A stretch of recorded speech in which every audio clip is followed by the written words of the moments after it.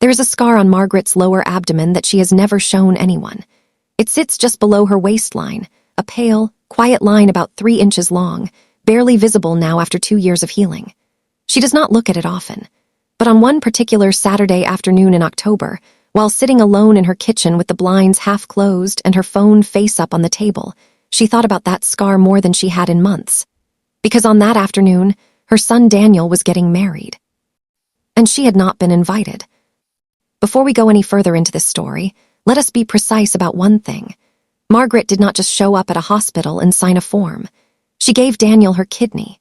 She went under general anesthesia, had surgeons make incisions in her abdomen, and allowed them to remove one of the 2 organs that her body had relied on for 53 years. She woke up in a recovery room with an IV in her arm and a catheter in her bladder, and a bandage over a wound that would itch and burn for weeks. She spent 3 days in the hospital. She spent 6 weeks unable to lift anything heavier than a bag of groceries. She spent the rest of her life with 1 kidney instead of 2, monitored annually, told never to take ibuprofen again, advised to drink more water, wear protective gear during physical activity, and to inform every doctor she ever saw for the rest of her life that she was a living kidney donor. She did all of this for Daniel. And on the day Daniel got married, she found out about the ceremony the same way strangers did, through photographs on a phone screen.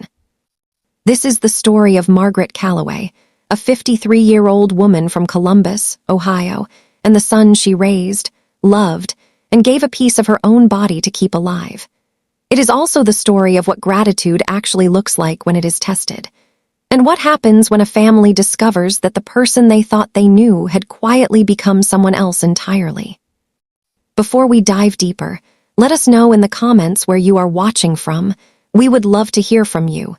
And do not forget to hit that subscribe button so you never miss any of our upcoming videos. To understand what Margaret did, you first have to understand what Daniel was facing before she did it. Daniel Calloway was 32 years old when his kidneys began to fail.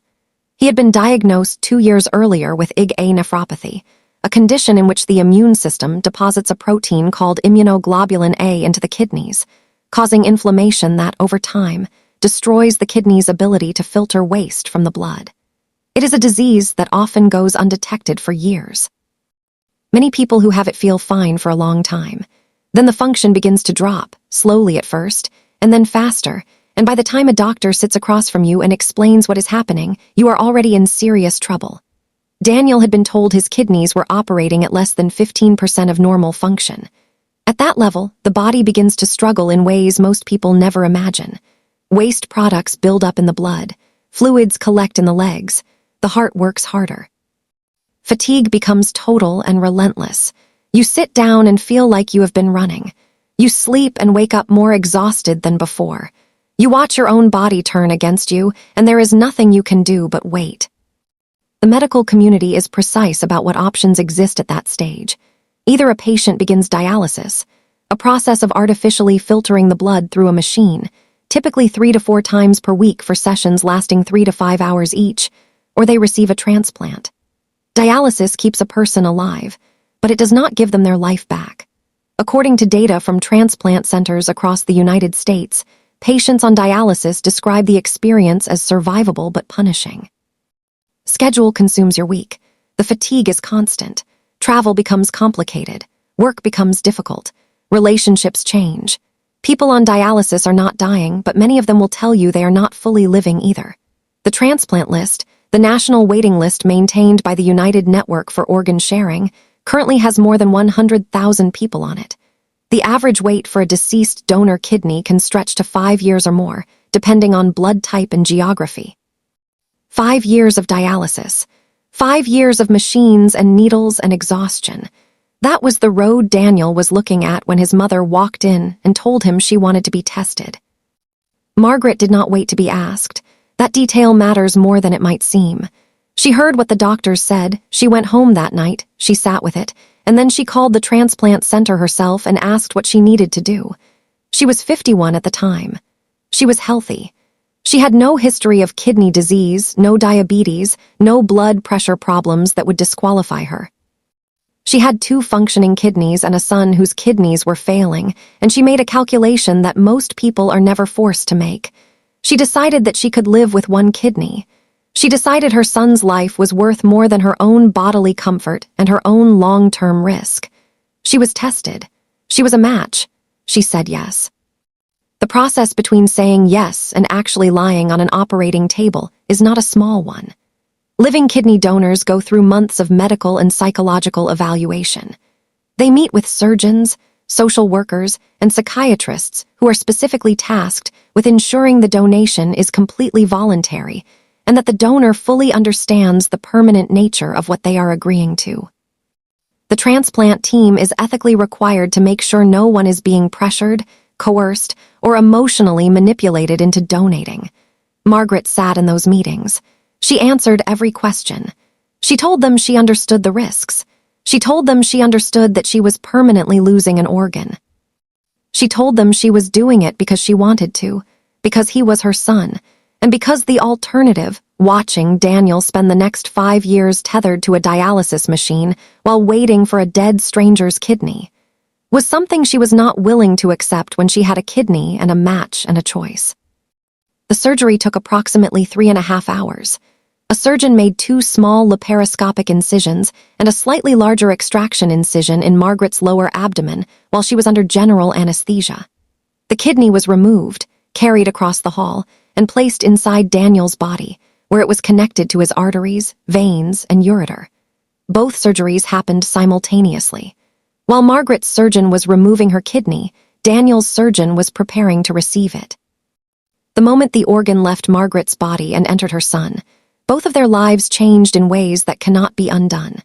Margaret would spend the next several weeks recovering, sore, fatigued, restricted from driving and lifting, making follow-up appointments, learning to live with the monitoring requirements that come with having 1 kidney for the rest of your life. Daniel, meanwhile, would slowly feel his body come back to him. The clarity would return first, then energy. Then the ability to plan a future that had not felt real in years. He was grateful. In those early months, he was genuinely, visibly, unmistakably grateful. He called her often. He visited. He told people what she had done. He introduced her to friends at gatherings and said without hesitation, "This is my mom. She gave me her kidney." There was a period, roughly 8 months after the surgery, when Margaret felt that what she had done had brought them closer than they had been in years. She was not the type of woman to expect a parade. She did not want recognition or ceremonies or speeches. She just wanted her son, and for those 8 months she had him. Then Daniel met Claire. Claire Harmon came into Daniel's life at a moment when he was, by all accounts, rebuilt. He was working again. He was eating well. He was exercising, cautiously, the way transplant recipients are advised to, walking at first, then jogging, then eventually picking up the tennis he had abandoned when he got sick. He looked healthy. He felt healthy. He had the particular energy of someone who has been given a second chance and knows it. And into that version of Daniel walked Claire, 30 years old, sharp, attractive, from a family in the suburbs of Cincinnati that had the particular quality of people who have always been comfortable and have organized their lives around staying that way. She was the kind of woman who noticed tablecloths, who remembered what people were wearing when they met, who kept a running internal register of how situations looked from the outside. This is not a character flaw in isolation. Many people care about appearances. Many people want their lives to reflect well on them. The question is always what happens when that instinct meets something or someone it cannot control. Margaret Calloway was not the kind of woman Claire Harmon had imagined for a mother-in-law. Margaret was plain-spoken and direct. She said what she thought. She wore comfortable clothes and laughed loudly and did not particularly care what a table setting looked like. She had grown up working class in Columbus and had never pretended otherwise. She worked as an administrative coordinator at a regional hospital, which, in one of the quieter ironies of this story, meant that she spent her days in the same kind of building where her son had nearly died and where she had undergone surgery to save him. She was not rough or crude or embarrassing in any objective sense. She was simply unpolished in the way that a woman who spent 20 years raising a son alone, working double shifts, and not thinking much about social performance tends to be unpolished. She was real in a way that certain rooms find inconvenient. The first meeting between Margaret and Claire was described by people who were there as fine, cordial, careful. The kind of meeting where both parties are trying and neither one is comfortable. Claire was pleasant. Margaret was warm, but something did not connect, and both women felt it, and neither said so. In the weeks that followed, Margaret tried. She called Daniel and asked about Claire. She invited them both to Sunday dinners. She made an effort to find common ground, asking Claire about her work, her interests, her family. Claire responded politely and said the right things and kept a distance that was always just small enough to seem like coincidence.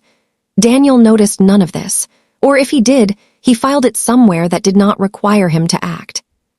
6 months into the relationship, Daniel and Claire became engaged. The engagement was announced at a dinner with Claire's family in Cincinnati.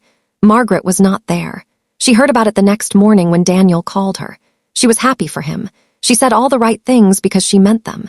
She wanted Daniel to be happy. She told him she could not wait to meet Claire's family. She told him she was already looking forward to the wedding. She meant every word. What she did not know was that Claire was already having a different conversation with Daniel, one that Margaret would not find out about for months. Precise sequence of what happened next has been reconstructed from accounts shared by family members and people close to both Daniel and Margaret. What is not disputed is the broad arc of events. As the engagement settled in and wedding planning began, Claire's discomfort with Margaret grew more pointed. Small comments that Daniel had previously brushed off became part of a pattern. Claire referred to Margaret as a lot. She said, more than once, that she found Margaret's directness overwhelming. She used the word embarrassing at least twice in conversations with her own friends, and on one occasion that would later matter enormously, with one of Daniel's cousins. She said she was concerned about how Margaret would present at the wedding. She used the phrase, the image we're going for, in a conversation that was not meant to be overheard. It was overheard. Margaret was at Daniel's apartment for a small gathering, the kind of informal evening that had become common in the months after the surgery, when Daniel was rebuilding his social life, and Margaret was a regular presence in it. She was in the hallway near the kitchen when she heard Claire, in the adjacent room, speaking to one of her friends on the phone.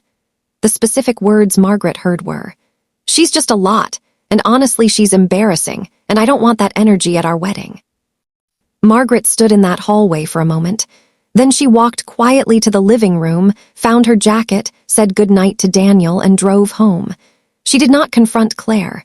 She did not tell Daniel what she had heard. She went home, sat at her kitchen table, and did not sleep.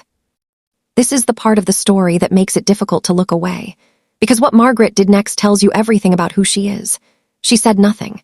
Not to Daniel, not to Claire, not to anyone outside of her sister Linda for weeks. She processed it alone, the way women who have spent decades being the only person they could rely on tend to process things, quietly, internally, at significant cost to themselves. She told Linda, who was furious and wanted to say something immediately. Margaret asked her not to. She said she needed time to think. She said she did not want to damage Daniel's relationship or make things harder for him. She said she did not want to be the problem, and so she waited. 3 months before the wedding, Daniel called Margaret on a Tuesday evening. He did not come in person. He called. His voice was careful in the way that voices get when someone has rehearsed what they are about to say. He told her the wedding was going to be intimate. He said they were keeping the guest list very curated. He said it was going to be close family and a small number of select friends. He spoke in this register for several minutes, and Margaret listened without interrupting. Then she asked him one question. She asked, "Daniel, am I invited?" There was a silence on the line, not a long silence, but long enough. And then Daniel said, and this is as close to his exact words as family members can reconstruct, "We think it would be better if you weren't there, Mom." Margaret did not cry on the phone. She did not yell. She said she understood. She said she hoped he had a wonderful day. She said she loved him. And then she got off the phone and sat in the same kitchen where she had sat the night she overheard Claire. And this time she did not get up for a long time. What happens inside a person when they absorb something like that? When the son whose blood now runs clean because of your sacrifice, the son who once introduced you to strangers and told them with pride what you had given him, calls you on a Tuesday evening to inform you, in carefully chosen words, that your presence at the most important day of his life is an inconvenience. There is no clean answer to that. Grief does not organize itself neatly. What Margaret described to Linda in the days that followed was not rage, although rage would have been understandable. It was something closer to a kind of heavy, settling confusion. She kept returning to one thought, that she understood Daniel better than almost anyone alive, because she had sat next to him in hospital rooms, held his hand before surgery, stayed in that waiting room for 3.5 hours while a surgeon removed an organ from her body and gave it to him, and yet she had apparently not known him at all. Linda, for her part, was not processing it quietly. Linda had always been the more combustible of the two sisters, and what she felt on behalf of Margaret was a specific kind of rage that belongs only to people who watch someone they love be mistreated without being able to stop it. She called Daniel. She did not shout. She told him clearly and calmly what she thought he had done and what it said about him. Daniel listened. He told her the decision had been difficult. He told her he was sorry Margaret was hurt. He did not say he was reconsidering. Linda hung up and told Margaret what Daniel had said. Margaret was not surprised. "He's not going to change it," she told Linda. "He never changes anything once Claire decides." This is where the story shifts, because while Margaret was choosing silence and Linda was making phone calls, a third conversation was happening entirely outside of both of them. One of Daniel's cousins, a young woman named Ashley who had heard the comment Claire made about Margaret being embarrassing, had been sitting with that information for months. Ashley was 26 years old and had grown up partly in Margaret's orbit, spending summers and holidays at her house when her own family situation was unstable.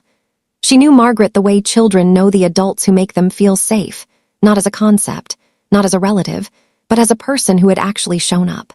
When Ashley heard that Margaret had been excluded from the wedding, she made a decision that would change the entire arc of the story. She posted about it. She did not use full names. She did not identify Daniel or Claire or Margaret directly. But she gave enough detail: the kidney donation, the wedding exclusion, the reason given that anyone who knew the family could identify it immediately. The post went onto a Facebook group dedicated to family relationship advice, the kind of online community where thousands of strangers read and respond to real situations that people share anonymously. Ashley wrote the story plainly and without embellishment. She laid out the facts. A mother had donated a kidney to her son. 2 years later, the son's fiancé had described the mother as embarrassing. The mother had been told not to come to the wedding. She asked the community a single question: was the mother wrong to have stayed silent? The response was not small. Within 48 hours, the post had been shared hundreds of times. Comments ran into the thousands. The overwhelming majority of respondents were appalled, not in the performative way that internet outrage sometimes operates, but in the specific, considered way that this particular story seemed to draw out of people. Many of the commenters were older. Many of them were parents. Many of them were people who had experience with illness, transplant, or caregiving, and who recognized in Margaret's story something that touched a particular nerve about the relationship between sacrifice and gratitude, and what it means to be part of a family. The phrase that appeared most often in the comments, in various forms, was some version of this: "He is alive because of her." That sentence, simple and factual and devastating, became the through line of every conversation the post generated. Word got back to Daniel. It had to. The post was circulating among people who knew him, people who went to school with him, people who knew Claire's family. Someone sent him a screenshot, and then someone sent him another. Daniel's initial response, relayed through a mutual friend, was that the situation had been misrepresented and that the decision about the wedding had been mutual and made for the health of the relationship. He did not dispute the kidney. He did not deny that Margaret had been excluded. He spoke about the wedding in the language of lifestyle management, of peace, of boundaries, of starting a marriage in the right emotional environment.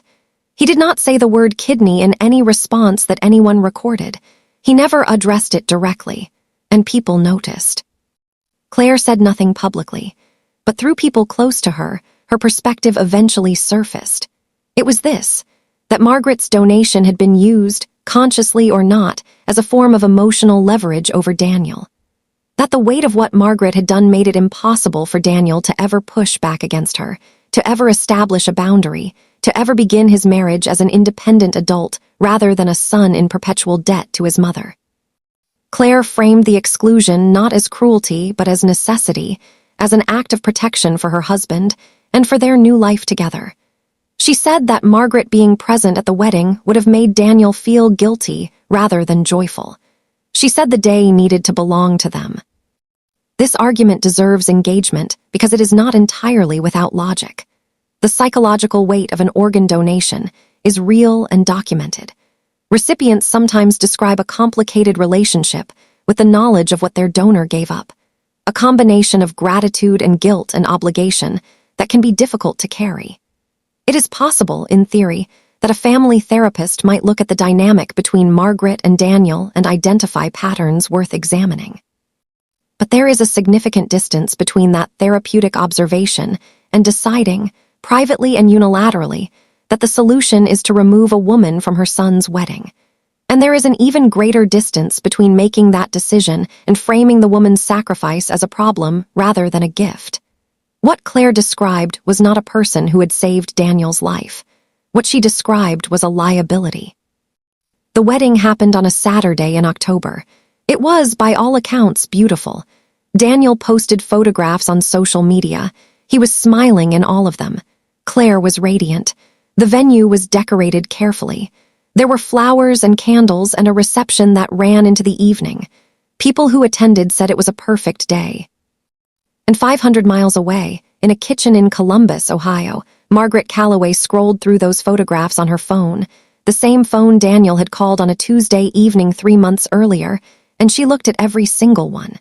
She told Linda later that she had looked at all of them. She said he looked happy. That was the word she kept coming back to. Happy. She said she was glad he was happy, and Linda told her later she believed her, which made it worse somehow.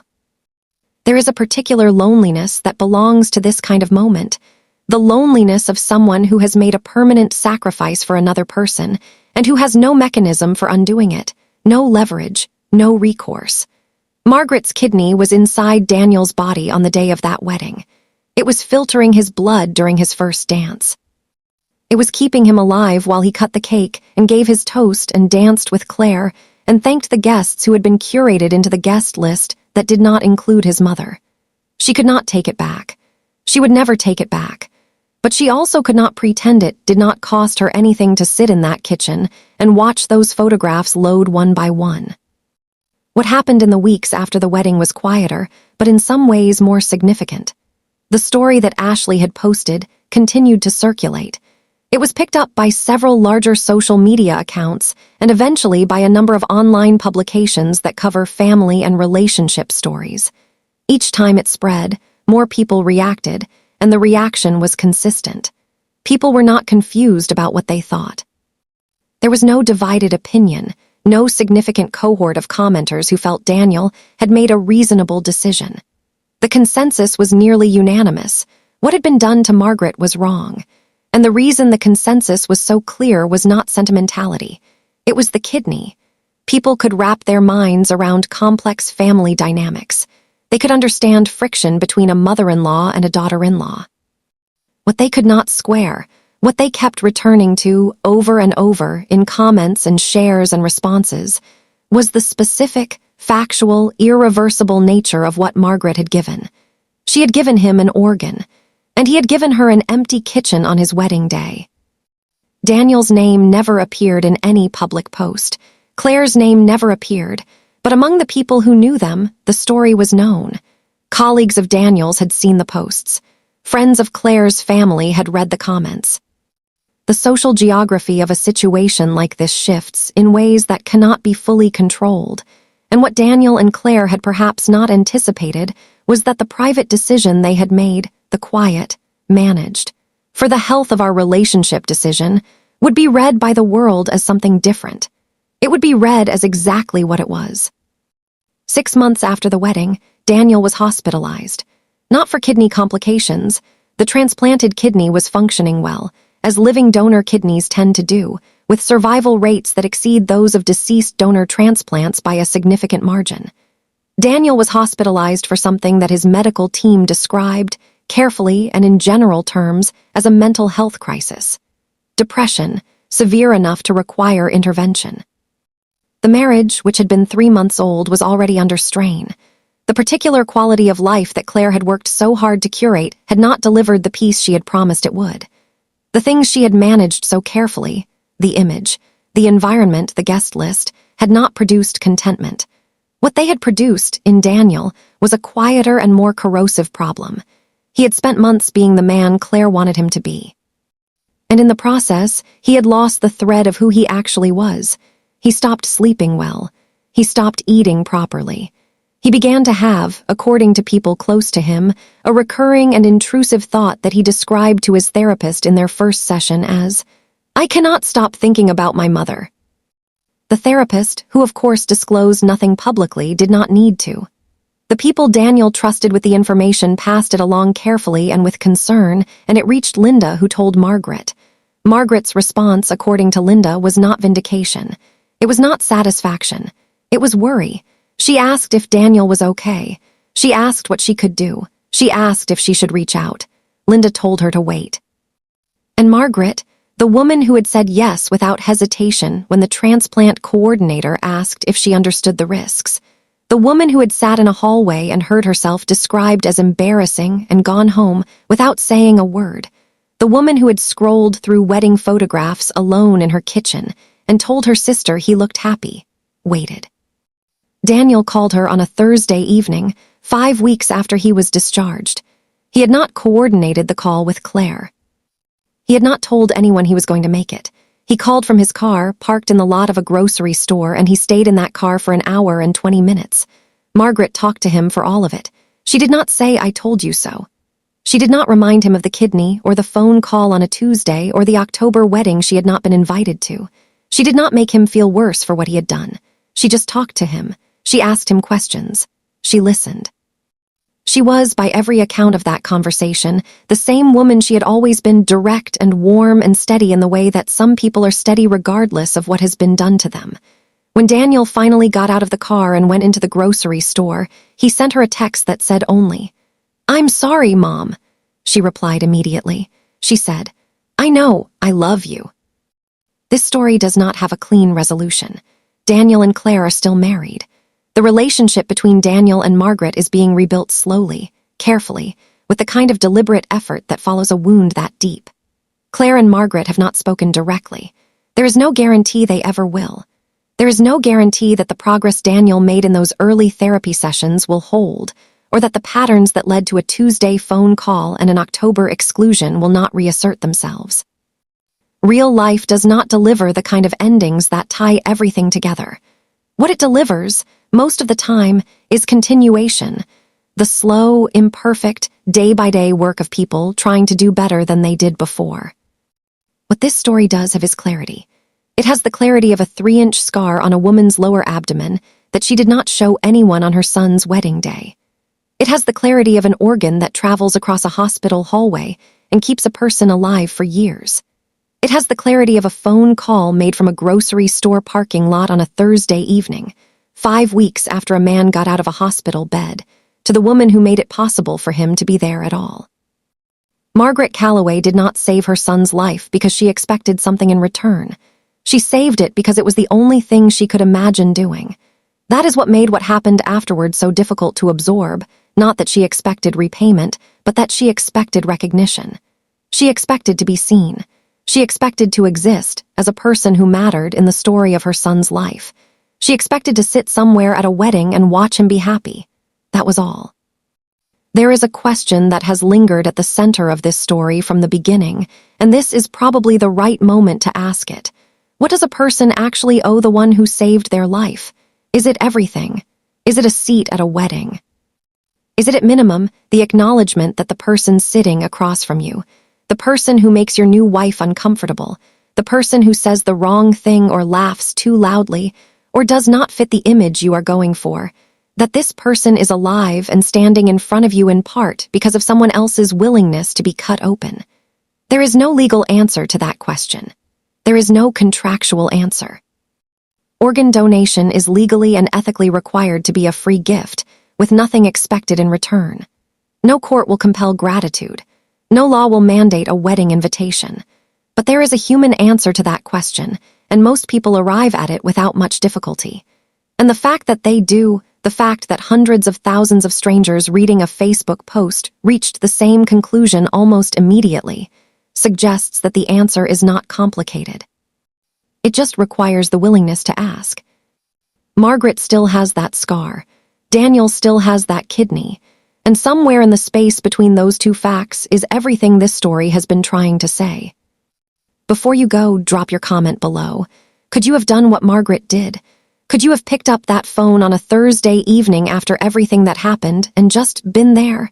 Tell me what you think, and tell me where you are watching from. I read every single one of those comments, and I will see you in the next story.